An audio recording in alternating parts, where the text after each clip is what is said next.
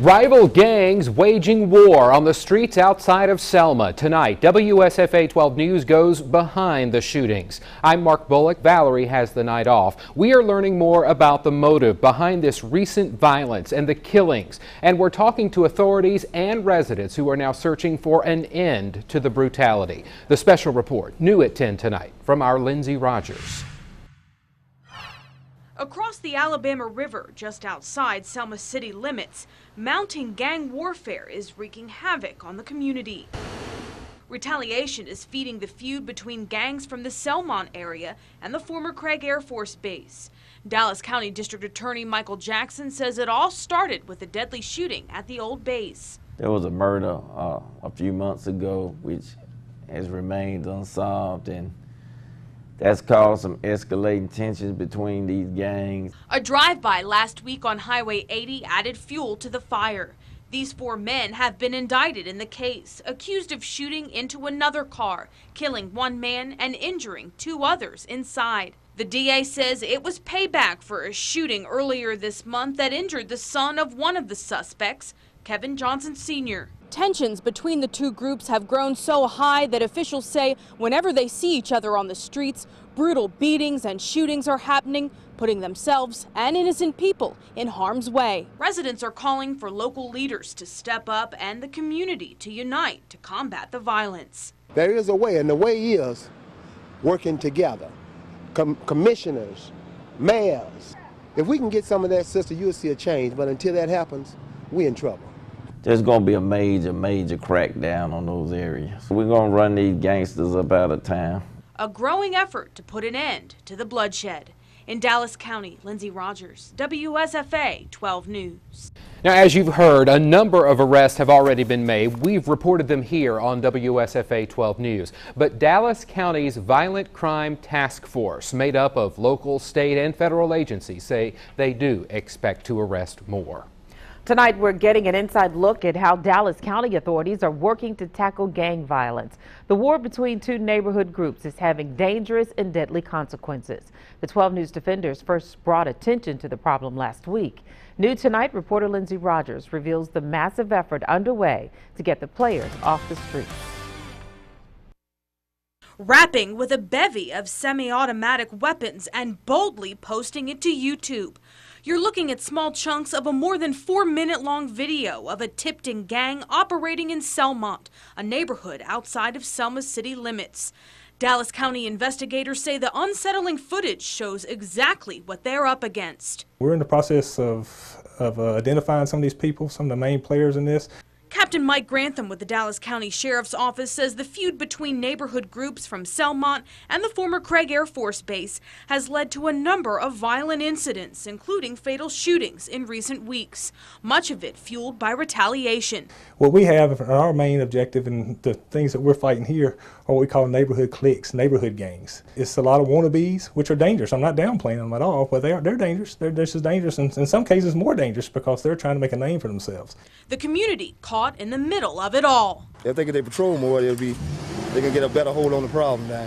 Along with allotting for overtime and increased patrols, the Dallas County Sheriff's Office is also teaming up with Selma PD, the DA's office, and the U.S. Marshals Gang Task Force out of Mobile to tackle the problem. And we're going to combat this problem, and it's one of our main objectives right now. We're going to head this off before it does become a problem. Local agencies teaming up with federal agents in an ongoing crackdown.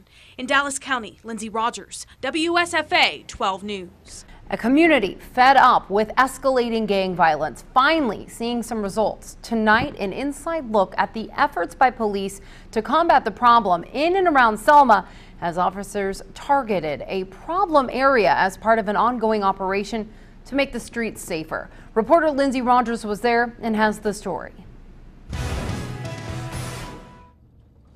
Only seconds into our ride-along with authorities in Dallas County tonight, things kicked into high gear.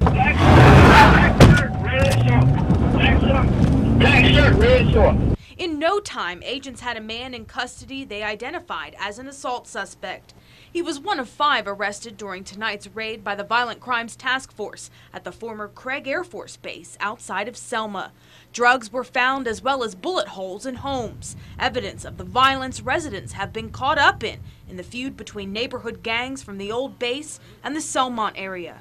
Local agencies have been working with the feds to identify the players in this gang war, and now it's a matter of getting them off the streets. The task force is also honing in on gangs inside the city of Selma. Arrests have already been made.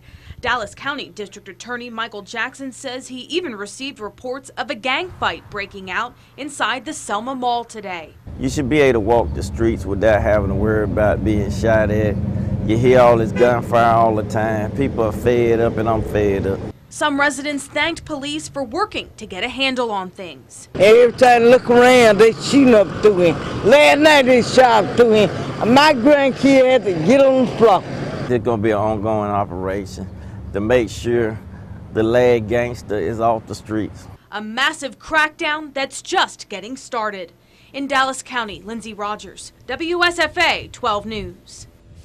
Several drug task force agencies and sheriff's departments joined Selma police and federal agents for tonight's roundup, an operation we're told will continue over the next few weeks. Continuing coverage of a serious situation in Dallas County, community members are now joining law enforcement in the fight for safer streets. It's a growing effort to put an end to escalating gang violence just outside of Selma. WSFA 12 News has worked to shed light on this problem for weeks now, and we've given you an inside look at the police crackdown. Now, reporter Lindsay Rogers shows us how residents and other local leaders are taking a stand. A show of community concern and support as police work to dismantle a gang war outside of Selma. Residents and local pastors joining with the DA, judges, and the sheriff's office to combat violence. This is our community, and we have to empower ourselves to take charge of the community. We need everybody's help. A town hall meeting tonight at Tipton Middle School united citizens and officials to discuss the plan for tackling the gang problems plaguing Selmont and the former Craig Air Force Base. Groups from the two neighborhoods are clashing, leading to killings and other crimes on the streets.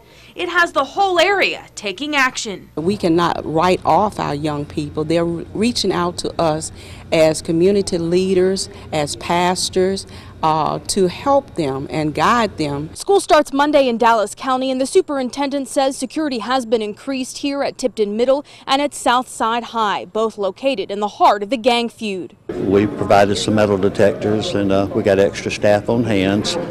Of course, the police will be visible, and so will the sheriff's department. There's too much going on in the communities, and typically that bleeds into the schools, and we're not going to let that happen. I really believe that a whole new mindset need to come about. There need to be a fear for God, and parents really need to focus on training their children. It's going to take all of us. An entire community working to make a difference.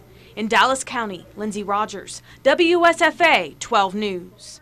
The Selma-Dallas County Violent Crimes Task Force is currently identifying and rounding up suspected gang members. They're working with local, state, and federal agencies in an ongoing operation. Multiple arrests have already been made. An update on our continuing coverage of a gang violence crackdown in Dallas County. Residents say they are seeing the results of police activity. And after at least a dozen arrests, the operation is also now getting the attention of the national law enforcement community. WSFA 12 News reporter Lindsay Rogers has the latest. Guns, drugs, and suspected gang members off the streets. The Selma-Dallas County Violent Crimes Task Force has been busy, making arrests all over Selma and in the surrounding area, where there's an open war between neighborhood gangs. There's just no excuse for the gang activity we've had, and we're going to make sure that we don't have it anymore. We're making a lot of progress. Among those arrested, Maurice Brown, who the DA says is one of the biggest gangsters in Selma. Residents are applauding the efforts. This man asked us not to show his face. I think anything they can do is a plus. You know, it seemed like a little quieter. The ongoing gang crackdown and our coverage of it has even caught the eye of a renowned investigator who's worked on the national gang profiling TV show called Gangland. He asked the DA's office and local law enforcement officials if they would consider hosting a large-scale gang training event. The DA's office recently hosted a similar event, bringing together 60 officers from across the Black Belt to teach them how gangs operate and how to police them. Hopefully we can become a model across the country on how to deal with gangs. You have to tackle gangs. You just can't ignore them. Meanwhile, the push continues to get the community involved with town halls and church meetings and talks with school officials and students, all while local, state, and federal agencies continuously sweep the streets in the city and county, dealing a blow to local gangs. In Dallas County, Lindsay Rogers, WSFA 12 News. The suspected gang members arrested face a range of charges from attempted murder and assault to drugs and weapons offenses. Odds are your cell phone is your only phone. Landlines are becoming a thing of the past, but that can sometimes present problems when dialing 911. A cell phone can be much more difficult for 911 operators to locate. Tonight, the tragedy in Georgia that came about because of this problem and advice from the 12 News defenders. 911, what's the address of the emergency? I'm in a car in a lake. It is a terrifying phone call to hear. Where? Where are you? What lake? What lake? Fairway? Off of Beachville. 30188. A Georgia woman drives into a pond. Her SUV is sinking fast. The Fairway is the street, ma'am. Fairway, I don't have that. Is that in Milton? What city is that in? 30188. I'm losing the air very quickly. Give me the address one more time. It's not working. After 20 minutes, rescuers finally reached the woman, but it was too late.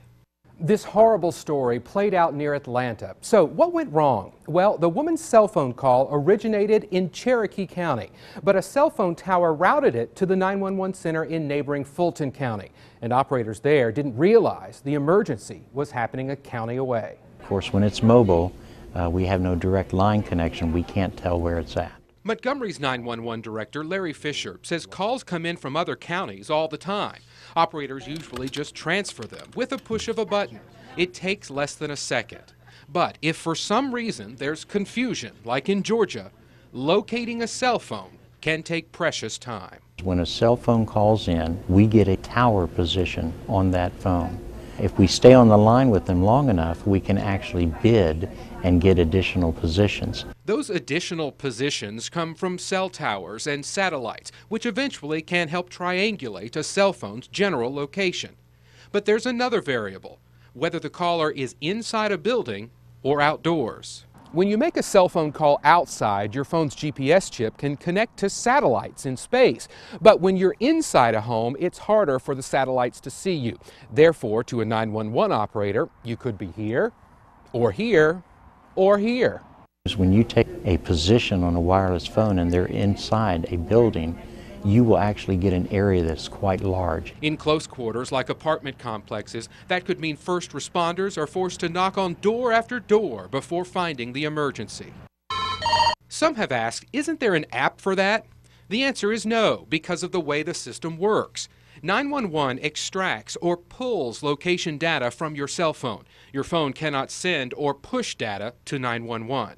Montgomery 911, where's your emergency? Obviously, telling the operator your exact location solves the problem altogether. Hello? But remember, some people, when they call 911, are unable to speak. They've suffered a medical attack, or perhaps a criminal is still in their home. For them, the best advice is to stay on the line. That extra minute may be all the operator needs to pinpoint your location. And for those who can speak, be sure to give the city and county you're in, not just the street address, to ensure your call is routed to the right place. I lost her. We should point out the 911 center in Montgomery has a very good track record and has not had any serious problems determining a caller's location. But one study says as many as 150 lives could be saved in Alabama alone with better technology. And that technology is coming, but slowly. The FCC just voted to require cell phone carriers to provide more accurate location information. They must give 911 operators latitude and longitude information that is accurate to within 50 meters, but they have up to 5 years to fully comply. So what can you do right now? Well, sign up for Smart 911. It allows you to create an online profile with information that 911 operators should know if and when you call in an emergency. We have a link at WSFA.com along with statements on this topic from Verizon and AT&T.